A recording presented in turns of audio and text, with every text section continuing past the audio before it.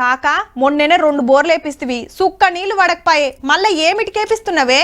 ఇప్పుడన్నా పడుతుంది కావచ్చు బిడ్డ ఈ తాపకు వడకుంటే పంటలు ఎట్లా వండియాలే అప్పులు ఎట్లా దేర్పాలే గా మల్లయ్య మామ బోర్ మీద బోరు 7-8 బోర్లు వేపించిండట శెలకల ఒక్కటంటే ఒక్కటి సుత వడలే పాపం పాపయ్య పటేల్ సుత మునుం పెట్టి 10 బోర్లు వేపిస్తే ఒక్కటి వడ్డదట దాంతోనే ఇగ్గుకొస్తున్నాడు ఎవసం ఇగో ఇట్లుంటాయి ఊర్ల పొంట రైతన్నల ముచ్చట్లు కానీ గిడ అట్లా కాదుల్లో సంగారెడ్డి జిల్లా తెలంగాణ బార్డర్లో ఏ సేనకాడ చూసినా ఏ శెల్క పండు చూసినా పెద్ద పెద్ద బాయిలే కానొస్తున్నాయి ఎన్నో ఓటి బోరు కానొస్తే అదే మా గొప్ప వ్యవసాయం అంతా బాయిల కిందనే నడుస్తుంది మరి అట్లానే వెనకటి నుంచి ఇదే పద్ధతిలో నడుస్తుందేమో అనుకునేరు అందరు రైతుల లెక్కనే బోర్లు వేసి ఉన్నారు ఇక్కడ రైతులంతా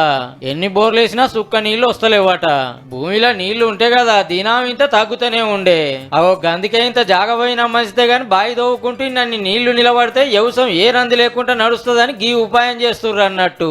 బోరు అక్కడ వేసాం కానీ బోరు ఫెయిల్ అయిపోయింది బోరు ఫెయిల్ అవడం వల్ల ఈ బావి వేసుకున్నాము బావి మంచిగా సక్సెస్ అయింది మంచిగా వ్యవసాయం నడుస్తుంది మంచిగా ఉంది బోర్ లేపిస్తే నీళ్లు వడక తిప్పలైతుందని మళ్ళీ వెనకట్ లెక్క బావి తవ్విస్తే మస్తు ఫాయిదా అవుతుంది అనుకొస్తున్నారు రైతులు